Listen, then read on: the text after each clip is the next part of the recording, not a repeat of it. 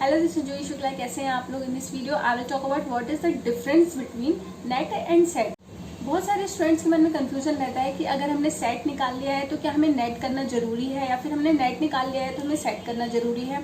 सो इसका ही आंसर लेके मैं आई हूँ।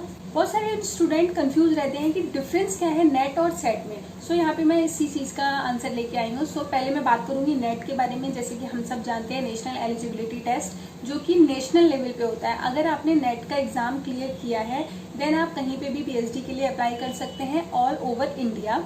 एंड आप कहीं पे भी किसी भी कॉलेज में असिस्टेंट प्रोफेसर के लिए अप्लाई कर सकते हैं।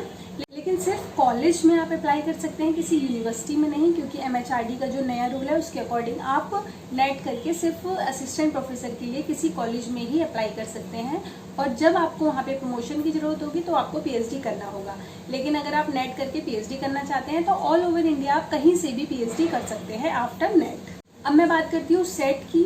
तो सेट स्टेट एलिजिबिलिटी टेस्ट होता है, जो कि स्टेट लेवल पे एग्जाम होता है। माने कि आपने महाराष्ट्र का सेट निकाला है तो आप अपना असिस्टेंट प्रोफेसर के लिए आप जो इंटरव्यू दोगे, मीन्स आप जहाँ पे अप्लाई करोगे, तो आप सिर्फ महाराष्ट्र में कर सकते हो। अगर आपने महाराष्ट्र का निकाला है तो आप गुजरात में नहीं कर सकते हो।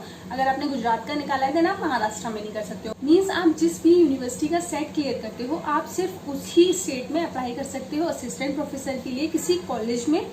सो अगर आपने सेट निकाला है तो आप सिर्फ अपने स्टेट में ही अप्लाई कर सकते हो, ऑल इंडिया अप्लाई नहीं कर सकते हो for assistant professor and PhD. कुछ स्टूडेंट्स का ये क्वेश्चन होता है कि अगर हमने नेट निकाला है तो क्या हमें सेट की जरूरत है, या फिर हमने सेट निकाला है तो क्या हमें नेट की जरूरत है।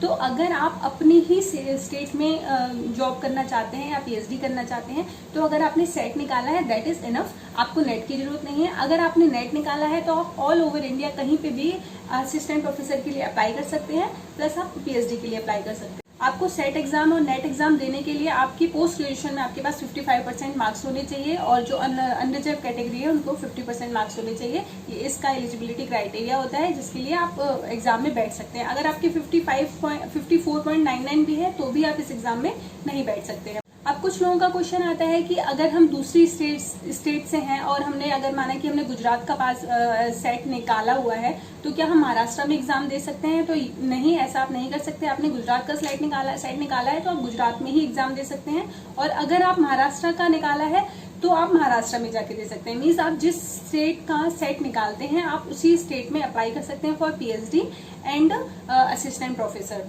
So this is main difference between net and set. अगर आपको ये वीडियो अच्छी लगी तो please like share and comment जरूर कीजिएगा। Thank you.